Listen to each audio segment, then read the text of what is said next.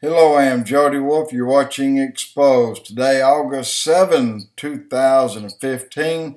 It is now 12:28 a.m. in Birmingham. Topic, more information on the Malaysian airliner, the MH370. I did a blog earlier today, and I had my numbers wrong. So I'm having to do it again. So I locked the other one. I had all the information correct, just my directions were off a few hundred miles. The point is, number one, the Malaysian Transportation Department said today they found more debris, and it was not clear on what all they found. But it was more than 1 to 2 pieces. One piece was mentioned a frame, like around a window. And then I heard a window seat. So I don't know which they were referring to specifically. And they said other parts, and there was no description. But the problem here is France and America both denied that there were any other parts found. So what happened there? What told Malaysia that they found more parts of their aircraft? No one knows. But I had my numbers backwards, okay? Again, we're talking about the equator. Now, Malaysia, it is setting about 5 degrees north of the equator. And the wreckage was found about 22 degrees south of the equator. That's a long way. The equator, and then the next line up is 15 degrees, so is about a third of the way up, 5 degrees north of the equator. But then the wreckage ended up being the 15 degrees to the next line to the south, and then some, so about 22 degrees. That doesn't add up. It is not coping. It's not making any sense where it was found. There's still a map out there. I should have made a note of it so you could find it and see it.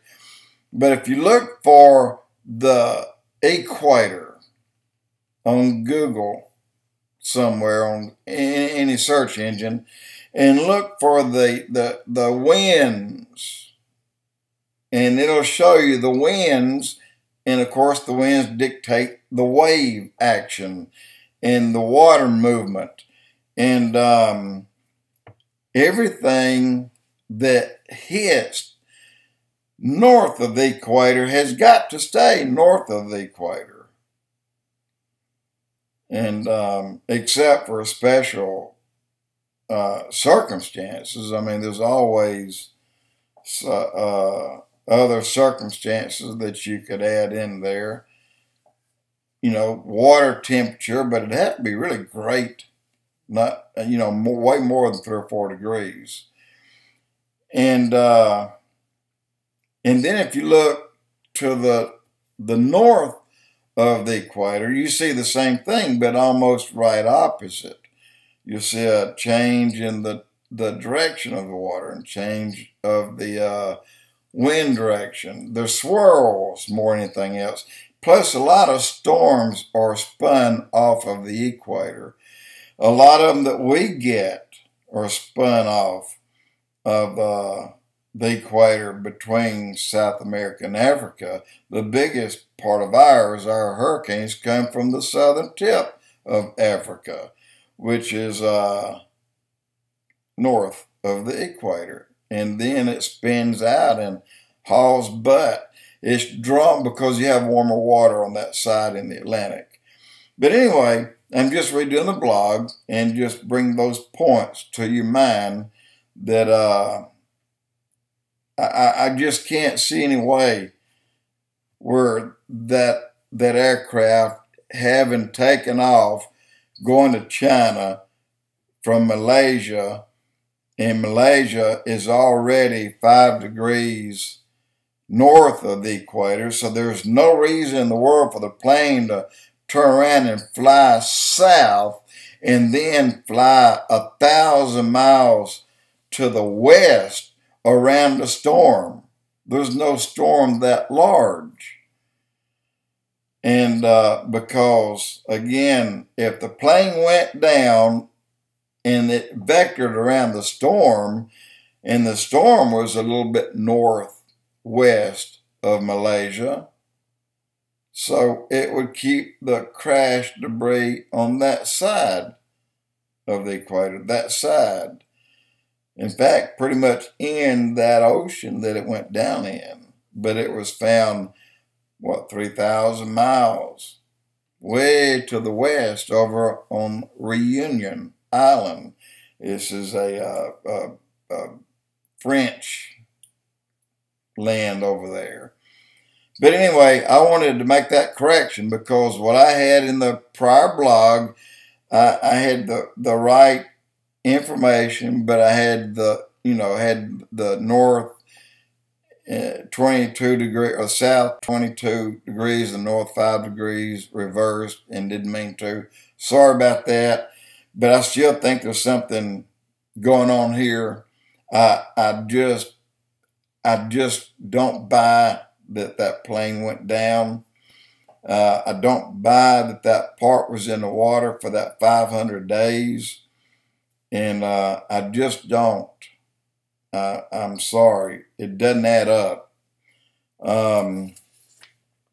And last 38 days and counting to, I guess we can call D-Day or whatever you want to call it. But that is the day. That is the 14th, by the way, of September.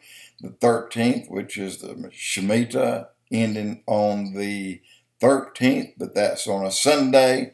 And our banks, our stock market, those things are closed on Sunday.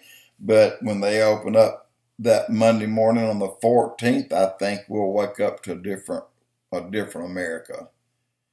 As bad as I hate to say that, I believe we'll wake up to an America that we don't know, and one that we're going to be afraid of. I hope not. By all that I hear, we're going to get hit. And I can already see, and I've thought seriously about it today, and I'm trying to make provisions now that we will even be, by the end of September, especially by the end of October, maybe even down to a limited supply of energy that's coming to your homes on a daily basis. I fear other things that I'm not going to mention because I don't have enough references on it to do that. But I do have enough on the power to mention it, and I will tell you why I think if things go down the way they're supposed to, we're going to have a major stock market crash. I mean, a major. I mean, people will wake up and not even go to work that day. They may not even have a work to go to. And given time, you're going to see people moving out of the center hub of the inner city outward. And I can see these people doing so much damage, even to the power lines. You know, there's no telling what all they can do or will do, rather, but I expect bad. I really do. Jody with Expoz.